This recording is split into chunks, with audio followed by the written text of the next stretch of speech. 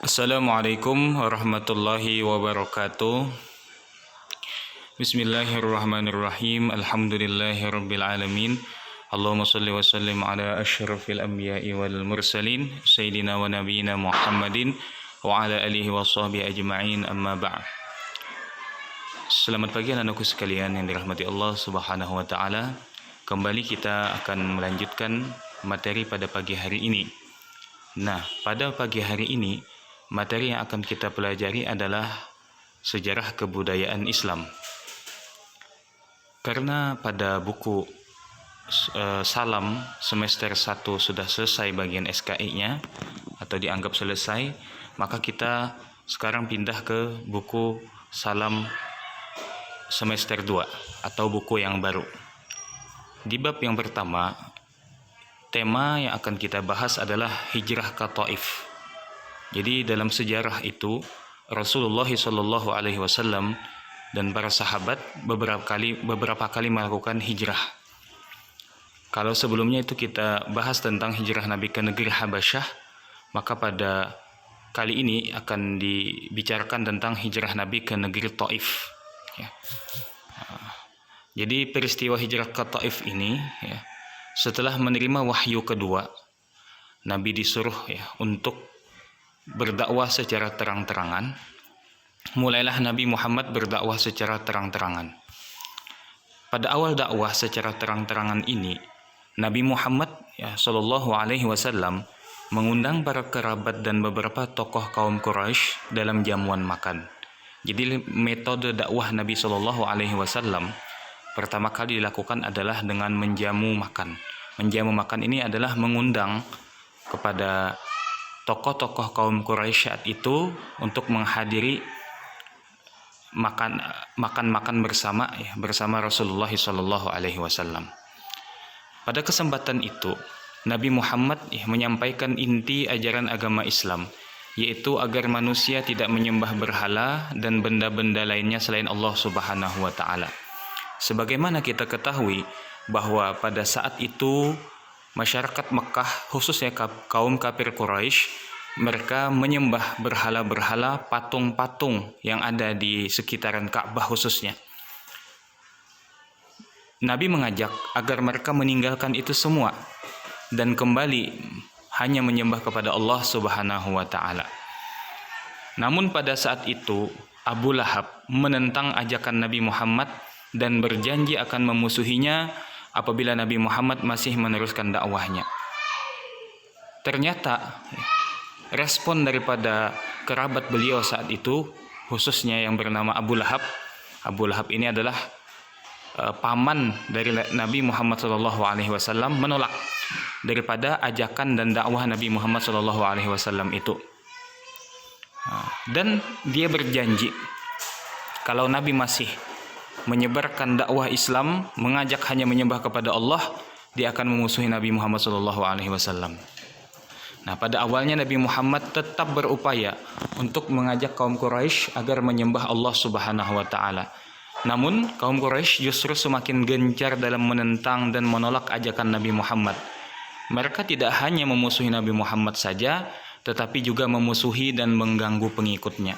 Bukan hanya Nabi yang diganggu, bukan hanya Nabi yang dimusuhi, pengikut-pengikut Nabi atau yang disebut dengan sahabat Nabi juga merasakan hal yang sama. Mereka musuhi, mereka ganggu. Nah, tekanan demi tekanan terhadap Nabi Muhammad harus dilakukan Abu Lahab dan kaum Quraisy, tapi Nabi Muhammad tetap bertahan. Jadi ditekan agar Nabi ini berhenti berdakwah, mengajak menyembah hanya kepada Allah Subhanahu wa taala. Karena keberadaan Siti Khadijah dan Abu Thalib yang mendukungnya, tapi Nabi Muhammad tetap bertahan karena keberadaan Siti Khadijah dan Abu Thalib yang mendukungnya. Sayangnya, tidak lama kemudian keduanya wafat dengan jarak yang berdekatan. Jadi Nabi ini tetap bertahan karena apa? Karena ada dua yang mendukung, yang sangat mendukung dakwah Nabi, yaitu istri beliau yang bernama Siti Khadijah dan paman beliau yang bernama Abu Thalib. Inilah yang menguatkan beliau untuk tetap bertahan di kota Mekah, berdakwah, mengajak kaum Quraisy untuk kembali menyembah Allah Subhanahu wa taala.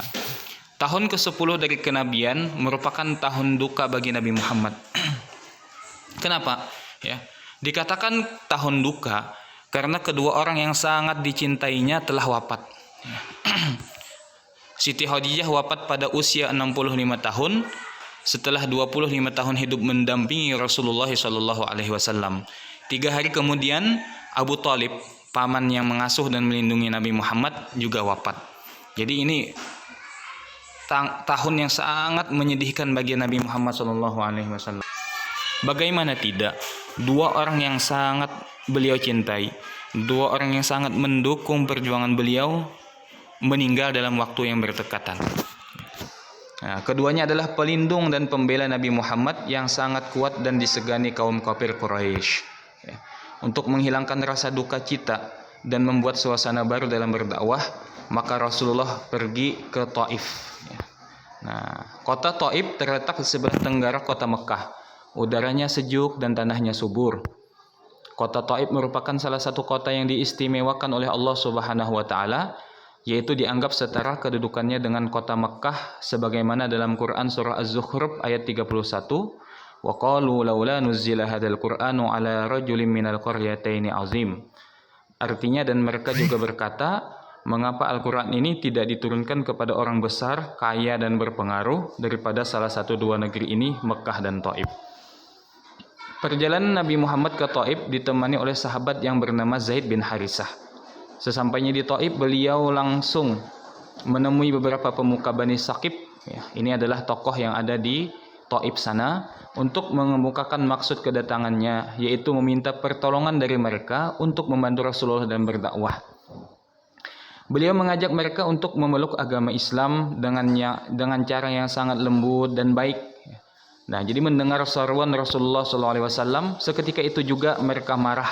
Jadi respon daripada penduduk Taif saat itu, khususnya para pembesarnya, mereka tidak senang dan mengejek Rasulullah dengan kata-kata kasar dan mengusirnya. Mereka bahkan melempari Rasulullah dengan tanah dan kotoran-kotoran hewan. Dalam kondisi tersebut, Rasulullah kemudian pergi meninggalkan Taif. Melihat respon daripada masyarakat Taif yang tidak baik, beliau meninggalkan. Tetapi orang-orang Taif tetap saja mengikuti dan melempari batu ke arah beliau.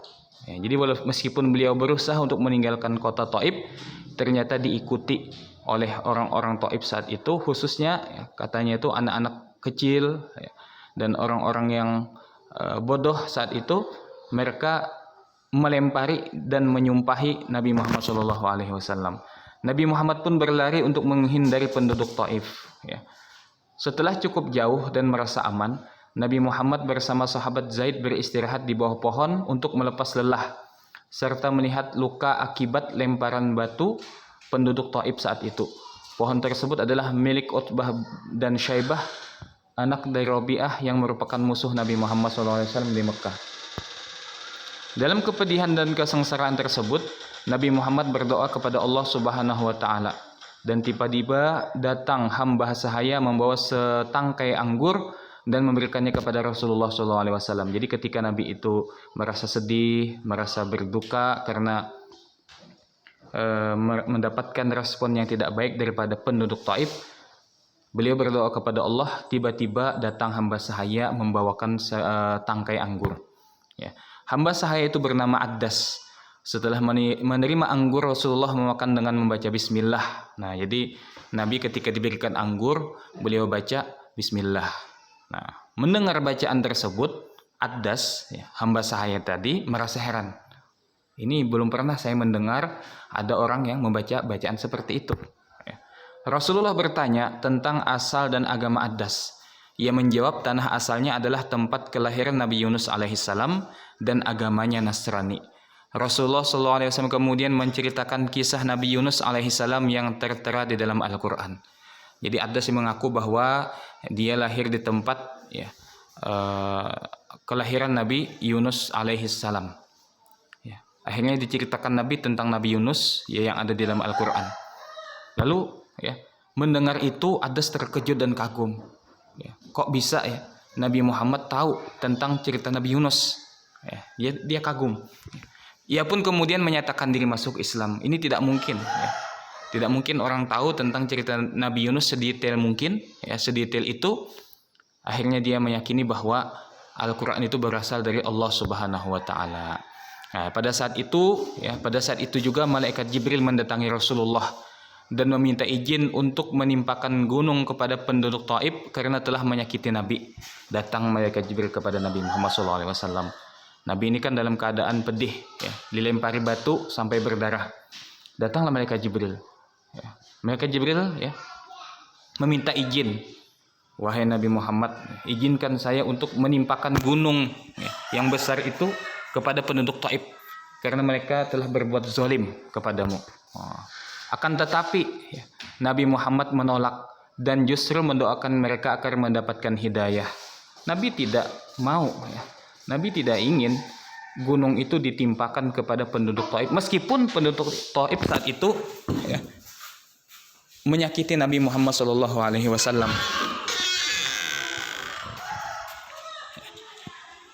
Bahkan Nabi mendoakan, doa yang Nabi ucapkan saat itu adalah Allahumma hdi qaumi fa innahum la ya'lamun. Artinya, ya Allah, berikanlah petunjuk kepada kaumku karena sesungguhnya mereka tidak tahu. Jadi Nabi memohon kepada Allah agar kaum beliau mendapatkan petunjuk karena mereka tidak tahu. Mendengar doa yang diucapkan oleh Rasulullah, malaikat Jibril pun berkata, Shadaqa man sammaka Raufur Rahim. Artinya, benarlah orang yang menamakanmu sebagai orang berhati lembut dan penuh kasih sayang. Jadi Allah menamakan Nabi Muhammad SAW dengan Ar-Raufur Rahim, orang yang berhati lembut dan penuh kasih sayang. Nah, sesaat kemudian Nabi melanjutkan perjalanan kembali ke kota Mekah karena beliau merasa respon daripada masyarakat Taif saat itu kurang baik. Beliau akhirnya pulang lagi ke kota Mekah. Sebelum ke Mekah, Nabi Muhammad bersembunyi di Gua Hira dan berusaha menghubungi orang-orang yang bersedia melindunginya agar Nabi Muhammad dapat kembali memasuki kota Mekah. Meskipun Nabi Muhammad mendapatkan perlakuan kejam dari kaum Saqif, beliau tidak dendam dan tidak membalas atau mencelakakan mereka. Padahal kalau Nabi bilang ketika ditawari oleh Jibril, wahai Muhammad, gunung ini akan aku timpakan kepada kaum Saqif yang telah menyakitimu. Seandainya Nabi mengatakan iya, maka saat itu juga gunung akan ditimpakan kepada kaum Saqif itu.